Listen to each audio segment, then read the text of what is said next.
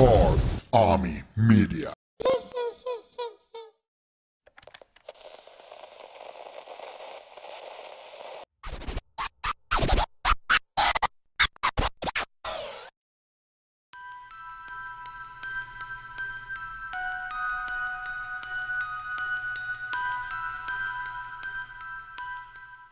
இந்த சேனலை நீங்க மறுபடியும் பார்க்கறதுக்கு நன்றி. நான் ஜெனரல் ஜாட்.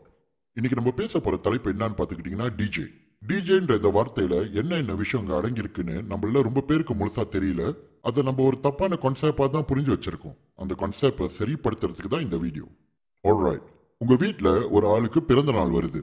ஸோ நீங்க உங்க குடும்பத்தில் உள்ள எல்லாத்துக்கூடயும் சேர்ந்து அந்த நாளை கொண்டாடணும்னு ஆசைப்படுறீங்க. அப்ப நீங்க என்ன பண்ணுவீங்க?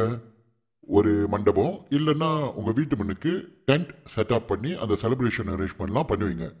அடுத்த முக்கியமான விஷயம் என்னன்னு பார்த்துக்கிட்டிங்கன்னா ஒரு டிஜே தேடுவீங்க. எங்கேயாச்சும் சோஷியல் மீடியாவில் இல்லைன்னா தெரிஞ்சவங்க மூலயமா ஒரு டிஜேவை கான்டாக்ட் பண்ணுவீங்க. இந்த கட்டத்தில் தான் நீங்கள் ஒரு பெரிய தப்பை பண்ணுவீங்க. அதாவது என்னன்னா, அந்த டிஜே முதுகுல ஒரு பெரிய கல் எடுத்து சுமையா நீங்களே போடுவீங்க. ஒரு சின்ன பேமெண்ட் கொடுத்துட்டு அவரே DJ, BA system, MC, lightings இதெல்லாம் செய்யணும்னு ஒரு லாக் பண்ணிடுவீங்க. அநேகமா இதுக்கு காரணம் ஒரு காலத்துல கலாச்சார அதிர்ச்சி, அதாவது கல்ச்சரல் ஷாக், இதால தாக்கப்பட்ட ஒரு சிலர்னாலேயே தான் இருக்கும். டிஜேனா என்னன்னு சரியான அர்த்தம் கூட தெரியாம ஒரு லேப்டாப், அதுல virtual DJ software, 2 uncle Sam floor standing speakers, ஒரு set cordless mic, 3 disco ball lights இதெல்லாம் எடுத்துக்கிட்டு நானும் ரவுடியா? இந்த ஏரியால பாத்தே கிடையாது. நான் புது ரவுடியா? ரவுடிங்கிறதுக்கு என்ன ஆதாரம் இருக்கு? அவங்க ஈக்குவலா பேசிக்கிறத பாக்கல நீ? ஈக்குவலா பேசிட்டா நீ இப்படி ரவுடியா நீ? நான் இந்த ஏரியால ரவுடின்னு பாமாயிட்டியா? எங்க அம்மா சத்தியமா ரவுடி. எல்லாரும் பாத்துக்க, நானும் பெரிய ரவுடி தான். இந்த மாதிரி நானும் டிஜே தான் சொல்லிக்கிட்டு இந்த பிசினஸ் அண்ட் மார்க்கெட்டையே நாசமாக்கி வச்சுட்டாங்க.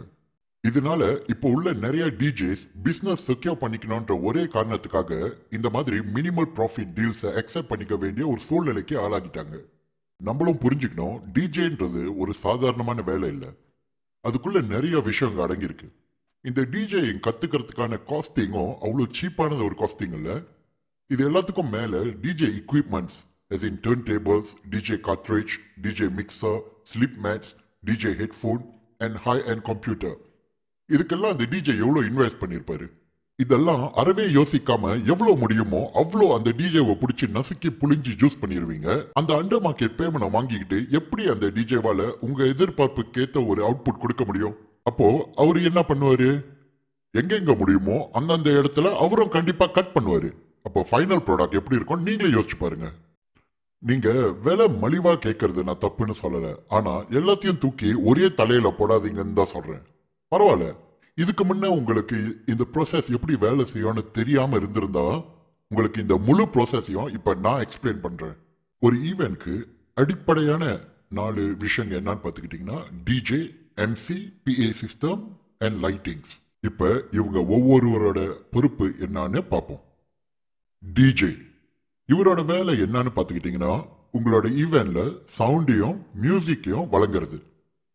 நீங்க கேட்குற பாடலை உங்களுக்கு பிளே பண்றதுக்கு, அந்த பாட்டில் ஸ்பெஷல் இஃபெக்ட்ஸ் ஆட் பண்றதுக்கு. டிஜேயோட முழு அப்ரிவேஷன் டிஸ்க் ஜாக்கி. அடுத்தது எம்சி. இவரோட வேலை என்னன்னா உங்க ஈவெண்ட்டை வழி நடத்துறது. வந்திருக்கிற அனைவரையும் வரவேற்று வாழ்த்துக்கள் சொல்லி அவங்கள எக்ஸைட் பண்ணி அவங்கள மகிழ்விக்க செய்யறது. எம்சியோட முழு அப்ரிவேஷன் மாஸ்டர் ஆஃப் செரமனி. அடுத்தது பிஏ சிஸ்டம். இவங்களோட வேலை என்னன்னு பார்த்துக்கிட்டீங்கன்னா அந்த டிஜேவும் எம்சியும் கொடுக்கிற அவுட்புட்டை மக்கள் கிட்ட போய் சேர்க்கறதுக்கு ஒரு முக்கியமான கருவியான ஒலிபெருக்கி, அதாவது ஸ்பீக்கர்ஸை வாடகைக்கு உங்களுக்கு வழங்குறது. அடுத்தது லைட்டிங்ஸ். இவங்க உங்க ஈவென்ட்ல அழகுக்கு அழக சேர்க்க வெளிச்சத்தை வழங்குபவர்கள்.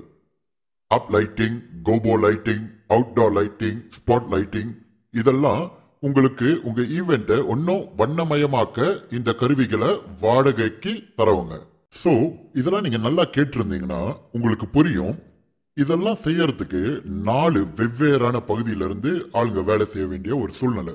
ஆனா இந்த எல்லா வேலையும் நீங்க ஒரே ஆளுகிட்ட கொடுத்தீங்கன்னா எப்படி நீங்க எதிர்பார்க்கிற ஒரு அவுட்புட்டை அவங்களால கொடுக்க முடியும்னு நீங்க நினைக்கிறீங்க? இது சாத்தியமே இல்லையே. ஆனா அதையும் மீறி கொடுக்கறனால அவங்களும் வியாபாரத்துக்காக அதை செஞ்சே ஆகணும்ன்ற ஒரு சூழ்நிலைனால அவங்களால முடிஞ்சதை செய்யறாங்க. ஆனா கடைசியில கண்டிப்பா இது உங்களுக்கு ஒரு சாட்டிஸ்பாக்சனை கொடுக்காது, மன திருப்தியை கொடுக்காது. எப்படி ஒரு கால சேத்துலயும் ஒரு கால சோத்துலயும் வைக்க முடியாதுன்னு நம்மளுக்கு பழமொழி பேச முடியுதோ, அதே மாதிரி இதை புரிஞ்சுக்கிற தன்மையும் நம்மளுக்கு கண்டிப்பா வரணும். ஓகே, இப்ப நான் உங்ககிட்ட ஒரு குட்டி கதை சொல்றேன். இதுல எது சாத்தியம் எது சாத்தியம் இல்லைன்னு நீங்களே கேட்டு கடைசியில உங்க ஒரு தீர்மானத்துக்கு வாங்க. ஓகே, இப்ப ஒரு டிஜே அவரோட கொன்சோல்ல அவரோட வேலையை செஞ்சுக்கிட்டு இருக்காரு. அப்ப திடீர்னு ஒரு கெஸ்ட் வராங்க.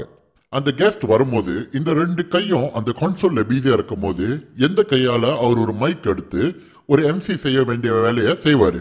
சரி, அப்படியே செஞ்சிட்டாருன்னு வச்சுக்கோங்க. மைக் எடுத்து எம்சி வேலையும் செய்யறாரு. வாங்க வந்து உட்காருங்க இதெல்லாம் பேசிட்டு இருக்கும் போது திடீர்னு ஒரு ஸ்பீக்கர் மல் ஃபங்க்ஷன் பண்ணுது, சரியா வேலை செய்யாம போயிடுச்சு. அப்ப இங்க மைக்கை பிடிச்சி பேசிட்டு இருக்க இவரு மைக்கோட போயிட்டு அந்த ஸ்பீக்கரை அட்ஜஸ்ட் பண்ண முடியுமா? இது சாத்தியமா? ஆல்ரைட், அதே சாத்தியம்னு வச்சுக்கோங்களேன்.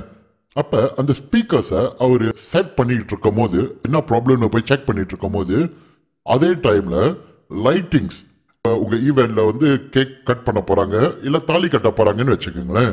அப்ப அந்த இடத்துல லைட்டிங்ஸை அட்ஜஸ்ட் பண்ண வேண்டிய ஒரு சிச்சுவேஷன். அந்த சிச்சுவேஷன்ல மைக்கையும் கையில பிடிச்சிக்கிட்டு ஸ்பீக்கரையும் அரேஞ்ச் பண்ணிக்கிட்டு எப்படி அவர் அந்த லைட்டிங்ஸை போய் உங்களுக்கு நீங்க எதிர்பார்க்குற மாதிரி செட் பண்ணுவாரு. ஓகே, அநேகமா இந்நேரம் இந்த வீடியோ பார்த்துட்டு இருக்க உங்க அனைவருக்கும் புரிஞ்சிருக்கும் இந்த வீடியோட டாபிக் இன்னைக்கு ஏன் உருவாச்சுன்னு. ஸோ மேபி முன்ன ஒரு டைம்ல இந்த மாதிரி ஒரு கான்செப்ட்ல இந்த டிஜே இண்டஸ்ட்ரி போயிட்டு இருந்திருக்க வாய்ப்பு இருந்திருக்கு. ஆனா இப்படி இருக்க வேண்டிய ஒரு இண்டஸ்ட்ரி இல்லை இது. உங்களுக்கும் இது ஒரு நன்மையை தான் கொடுக்கும், அந்த டிஜேக்கும் இந்த எம்சிக்கும் பிஏ சிஸ்டம் செய்யறவங்களுக்கும் லைட்டிங் செய்யறவங்களுக்கும் நன்மையை தான் கொடுக்கும். யார் யார் எந்த வேலையை செய்யணுமோ அவங்க அந்த வேலையை செய்யும் போது தான் நீங்க எதிர்பார்க்குற ஒரு ரிசல்ட் உங்களுக்கு கிடைக்கும். இதை உங்களுக்கு புரிய வைக்கிறது தான் இந்த வீடியோட முழு முழு பர்பஸ். அனைவருக்கும் நன்றி. Goodbye from Cops Army Media. We at Cops Army Media, we speak for those who can't. No. We speak for those who won't.